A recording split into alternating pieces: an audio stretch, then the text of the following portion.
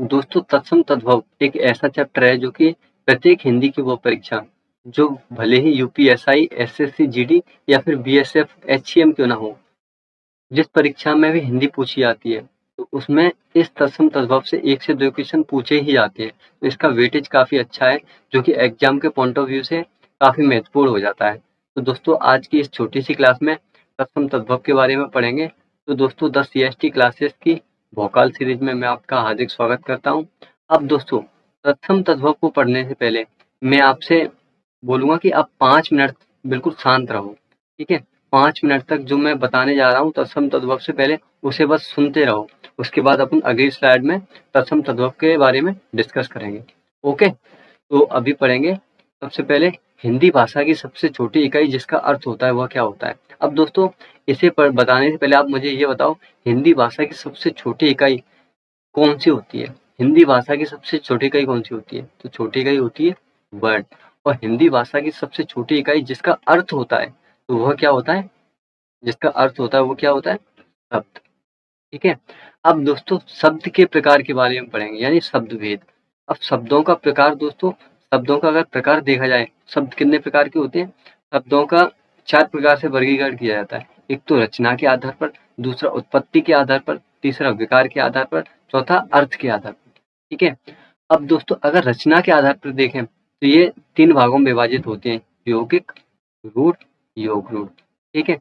उत्पत्ति के आधार पर अगर देखा जाए तो तत्सम, तद्भव, देशज और विदेशज।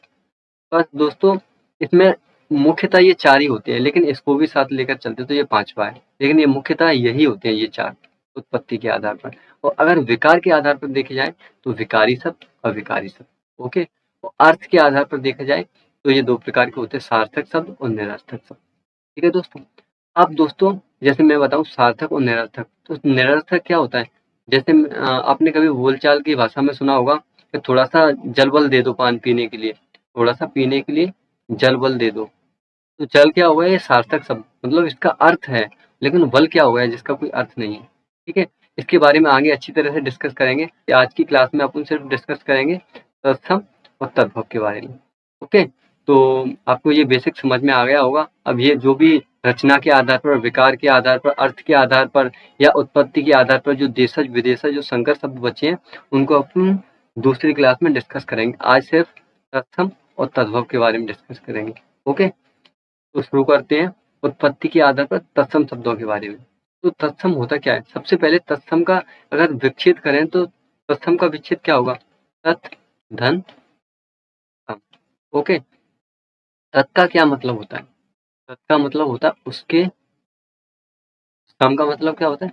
समान, यानी उसके समान। इसकी डेफिनेशन देखी जाए तो डेफिनेशन में जो शब्द जो शब्द हिंदी में जो शब्द हिंदी में संस्कृत से सीधे आए हैं, संस्कृत से सीधे आए हैं, सीधे आए हैं, तो वो किस में आते हैं? तत्सम शब्दों में, ठीक है दोस्तों?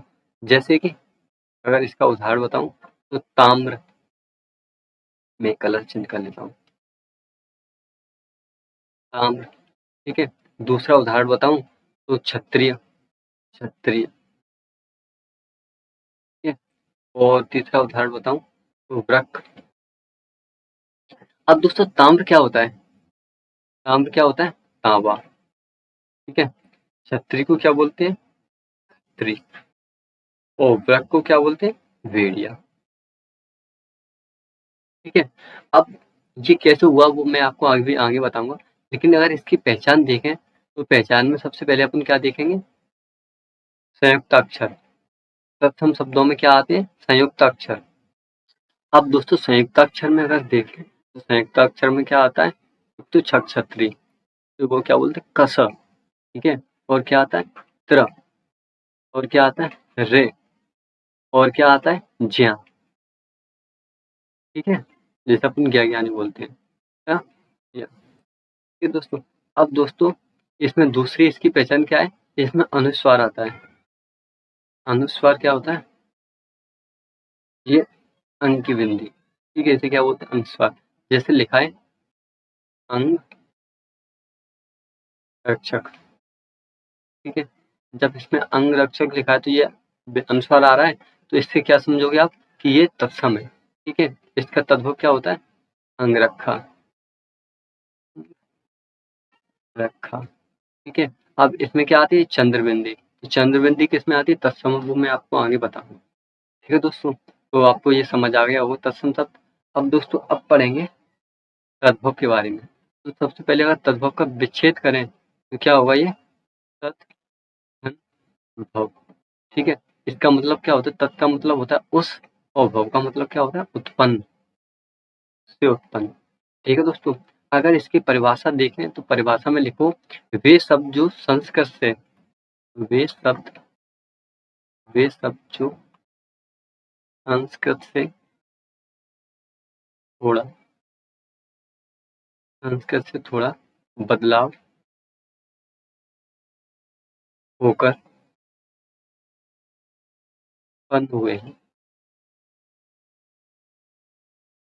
उत्पन्न हुए या हिंदी भाषा में प्रयोग हुए, हिंदी में प्रयोग हुए हैं। ठीक है। तो वो क्या होते हैं? तद्भव। तो इसकी पहचान क्या होती है? इसकी पहचान आप अगर करोगे तो इसकी पहचान में लिखो, क्या आता है? चंद्रबिंदी, चंद्रबिंदी। ठीक है दोस्तों। अब दोस्तों तत्सम तद्भव को अपन पढ़ेंगे। तो इस क्लास में मैं आपको करीब 240 या 250 के करीब, 240 के करीब मैं आपको तत्सम तद्भव बताऊंगा। ठीक है। तो जो तत्सम तद्भव मैं आपको बताऊंगा वो याद तो होते नहीं है, बस इतना है कि आप उसे 4 से 5 बार पढ़ लेना, और आप कहोगे तो मैं आपको उसके पीडीएफ नोट्स प्रोवाइड कर दूंगा, और नहीं तो आप वीडियो से ही 4 से 5 बार अगर आप देख लोगे, पढ़ लोगे उनको, मेरे साथ पढ़ते रहना, तो वो आपको क्लियर हो जाएंगे। आपको याद करने की जरूरत नहीं है। ये 4 से 5 बार जब आप इन्हें पढ़ोगे तो ये अच्छी तरह आपके दिमाग में बैठ जाएंगे। और दिमाग में बैठने से तात्पर्य ये है कि जब भी आप परीक्षा में बैठोगे तो परीक्षा में आप कर जाओगे। कुल मिला के ये है। ठीक है दोस्तों। अब इधर लिखा है तत्सम और दूसरी साइड लिखा है क्या? तद्भव। ठीक है। लेफ्ट साइड में क्या लिखा है? तत्सम, और राइट साइड में क्या लिखा है? तद्भव। ठीक है। तो अब अगर श्यामल देखा जाए, ये लिखा है श्यामल, तो श्यामल का क्या मतलब होता है? सांवला। तो आपको कैसे पढ़ना है? श्यामल का सांवला। ठीक है। श्रेणी का सीढ़ी, श्रृंगाल का सिंगार। ठीक है। ऐसे पढ़ना है। तो आपको ये जब 4 से 5 बार पढ़ोगे तो ये याद हो जाएगा अच्छी तरह से। याद होने से यही है कि आप पेपर में जब ऑप्शन देखोगे तो अपने आप बना जाओगे। ठीक है। तो श्यामल का क्या होता है? सांवला। श्रेणी का क्या होता है? सीढ़ी। श्रृंगाल का क्या होता है? सियार। श्रावण का क्या होता है? सावन। श्रृंगार का क्या होता है? श्रृंगार। प्रवसु का क्या होता है? सास। ठीक है। और श्याल का क्या होता है? साला। श्याल का क्या होता है? साला। ससुर का क्या होता है? ससुर। ठीक है। ससुराले का क्या होता है? ससुराल। ठीक है। ससर का या सरसाई का क्या होता है? सरसों। स्तंभ का क्या होता है? खंभा। ठीक है। रसवती का क्या होता है? रसोई। ठीक है। रसवती का क्या होता है? रसोई। और मृत्तिका का क्या होता है? मिट्टी। मृक्षण का क्या होता है? मक्खन। ठीक है। और वृक्क का क्या होता है? भेड़िया। वारिद का क्या होता है? बादल। सॉरी, वारिद का क्या होता है? बादल। नाकुल का क्या होता है? नेवला। जम्बुल का क्या होता है? जामुन। जम्बुल का क्या होता है? जामुन। और चढ़क का क्या होता है? चना। विभूति का क्या होता है? भयभूत। इस थाली का क्या होता है? थाली। और पीपल का क्या होता है? पीपल। और पर्यंक का क्या होता है? पलंग। अकारी का क्या होता है? अकाज। और मात्र का क्या होता है? माँ। दक्षिण का क्या होता है? दक्षिण या दक्खन। ठीक है। हरिद्रा का क्या होता है? हल्दी। हस्त का क्या होता है? हाथ। हस्त का क्या होता है? हाथी। और क्या लिखा है ये? तो मेरे को ही नहीं समझ आ रहा। चलो इसे छोड़ो। ये क्या लिखा है? सूची का क्या होता है? सुई। और श्याली बार का क्या होता है? साड़ू। सन्यासी का क्या होता है? सन्यासी। अब दोस्तों मैं आगे बताऊं तो लक्ष्य का क्या होता है? लाख। मोदक का क्या होता है? लड्डू। अष्ट का क्या होता है? रीठा। ठीक है। और स्थक का क्या होता है? ठग। जटा का क्या होता है? जड़। करकटी का क्या होता है? ककड़ी। मौक्तिक का क्या होता है? मोती। साटिका का क्या होता है? साड़ी। वत्स का क्या होता है? बच्चा। दोस्तों ये कोई बहुत बड़ा रॉकेट साइंस नहीं है। जब आप ऑप्शन देखोगे तो अपने आप कर जाओगे। ठीक है। कंफ्यूज होने वाली ज्यादा बात नहीं है। अक्षवार का क्या होता है? अखाड़ा। उच्छ्वास का क्या होता है? उच्छ्वास। संगारक का क्या होता है? सिंघाड़ा। ठीक है। मनुष्य का क्या होता है? मानस। चतवाल का क्या होता है? चबूतर। दीपशालिका का क्या होता है? दिया सलाई। का है दूरबा। दूरबा का क्या होता है? दूब। द्यूत का क्या होता है? जुआ। और द्विपट का क्या होता है? दुपट्टा। ठीक है। धरणी या धरित्री का क्या होता है? धरती। धूम का क्या होता है? धुआं। और नारिकेल का क्या होता है? नारियल। नींब का क्या होता है? नींबू। पंक्ति का क्या होता है? पंगत। ठीक है। और पक्षी का क्या होता है? पंछी। द्वितकारी का क्या होता है? जुआरी। और दर्शन का होता है? दर्शन। मंडूक का होता है? मेढक। मक्षिका का होता है? मक्खी। मत्स्य का होता है? मछली। मरकटी का होता है? मकड़ी। करकटी का होता है? ककड़ी। मस्तक का होता है? माथा। और मातुल का होता है? मामा। और मित्र का होता है? मीत। मृत्यु का होता है? मौत। यज्ञोपवीत का होता है? यज्ञोपवीत मतलब जनेऊ, जो अपन पहनते हैं ना शरीर में। यज्ञ का क्या होता है? जौ। पंडित लोग पहने रहते हैं जनेऊ वगैरह, वही। और वृश्चिक का क्या होता है? भिक्षु। व्याघ्र का क्या होता है? बाघ। अब दोस्तों, मैं आपको ये लिख के भी बता सकता हूँ सारे के सारे साथ में तत्सम और तद्भव, लेकिन अगर मैं लिख के बताऊंगा तो ये वीडियो काफी लंबी हो जाएगी। ये तो इस वजह से मैं आपको ऐसे ही बता रहा हूँ। ओके, तो अब पढ़ेंगे इससे आगे। शुंठ का क्या होता है? सोंठ। परीक्षा का क्या होता है? परख। पुत्र का क्या होता है? पूत। पुष्कर का क्या होता है? पोखर। और फुफ्फुस का क्या होता है? फेफड़ा। वंध्या का क्या मतलब होता है? बाज। बुभुक्षा का मतलब होता है भूख। भागिनी का मतलब होता है बहन। अंधकार का मतलब होता है अंधेरा। अक्षत का मतलब होता है अक्षर या आकट। ठीक है। अक्ष का मतलब होता है आंख। अक्षोट का होता है अखरोट। अमिष्टिका का होता है अंगीठी। अमिष्टिका का क्या होता है? अंगीठी। और अज्ञान का होता है अजान। अट्टालिका का होता है अटारी। भल्लुक का होता है भालू। भागिनी क्या होता है? भागिनीय का होता है भांजा। भ्रमर का होता है भमरा या भोरा। सलाका का होता है सलाई। शिष्य का होता है सिख। रक्षा या रक्षिका का होता है राखी। रज्जु का होता है रस्सी। राजपुत्र का होता है राजपूत। रुक्ष का होता है रूखा। लगुड़ का मतलब होता है लकड़ी। अम्लिका का मतलब होता है इमली। अब गुंठन का मतलब होता है घूंघर। अप्ट का होता है आठ। अष्ट का क्या होता है? आठ। अष्ट का होता है हड्डी। आत्र का होता है आंत। आमलक का होता है आंवला। ठीक है। और लवंग का क्या होता है? लौंग। लोमसा का होता है लोमड़ी। वज्रांग का होता है बजरंग। पटु का होता है बेटा। ठीक है। और वश यात्रा का वरात। और वर्षा का बारिश। वार्ता का होता है बैगन। वाष्प का भाप। विवाह का ब्याह। अंगुष्ठ का अंगूठा। आम्र का आम। आम्रचूर का आमचूर। आश्रय का आसरा। आषाढ़ का आषाढ़। ठीक है। और ईक्ष का ईख। ईक्ष का क्या होता है? ईख। ईष्टिका का क्या होता है? ईंट। ईष्टिका का ईंट। उज्ज्वल का उजाला।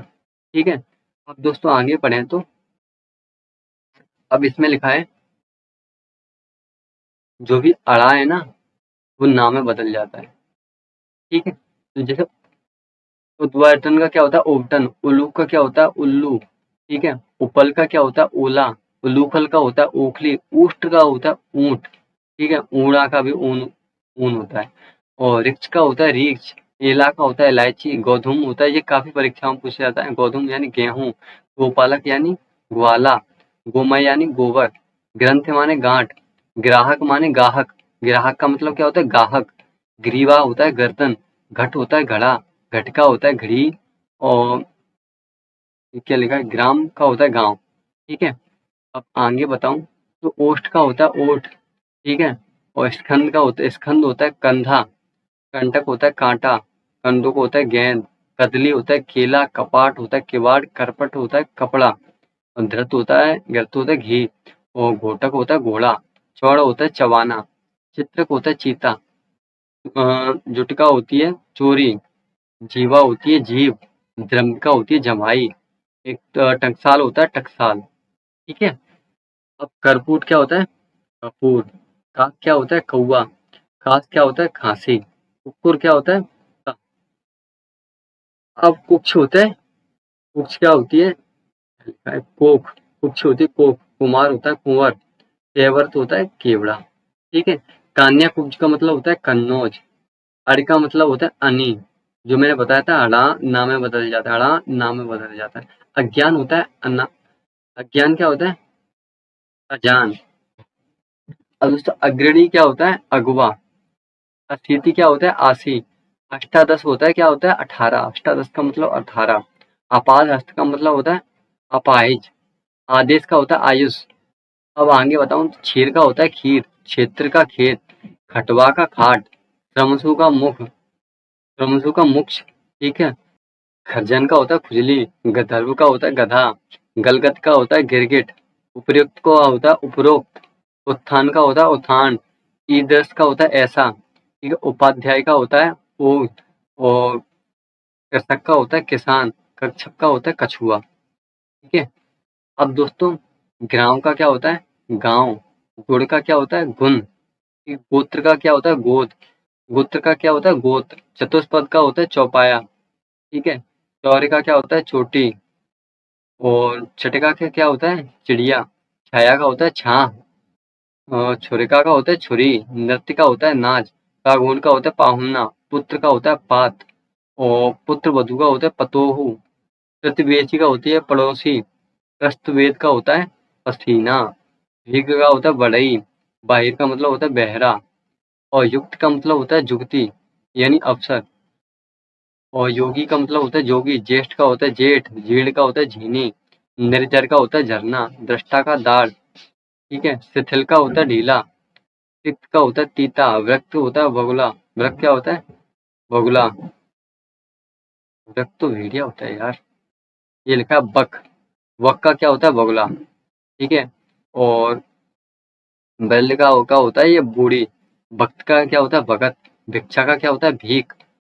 भानी का क्या होता है? भाला। और मत्सर का क्या होता है? मच्छर। मिष्ट का क्या होता है? मिठाई। सौभाग्य का क्या होता है? सुहाग। और मक्ष का क्या होता है? मक्खी, ठीक है।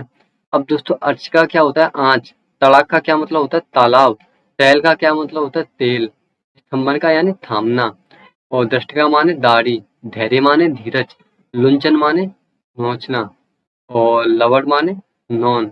नग्न माने नंगा। स्वर्णकार माने सुनाद। शब्द माने शब्द।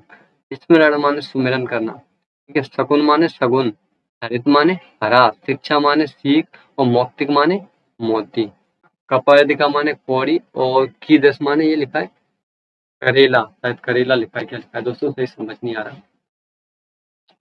तो दोस्तों इस तरह अपन ने करीब ये 241 या 242 के करीब अपन ने ये पढ़ लिए हैं, ठीक है दोस्तों। तो ये आपको ऐसे तो याद होंगे नहीं, पर आप इस वीडियो को 2 से 4 बार देखोगे, या फिर मैं अगर आप कमेंट करोगे तो मैं आपको ये नोट्स प्रोवाइड कर दूंगा इसके। तो आप अच्छी तरह नोट्स की पीडीएफ प्रोवाइड कर दूंगा, तो आप अच्छी तरह 2 से 4 बार रिवाइज करोगे तो ये तत्सम तद्भव आपका क्लियर हो जाएगा, जिससे आप परीक्षा में बैठोगे तो आप ऑप्शन से अपने आप एलिमिनेट कर लोगे, ठीक है दोस्तों। तो आज के लिए इतना ही, मिलते हैं अगली वीडियो में। Thank you. Okay, Radhe Radhe.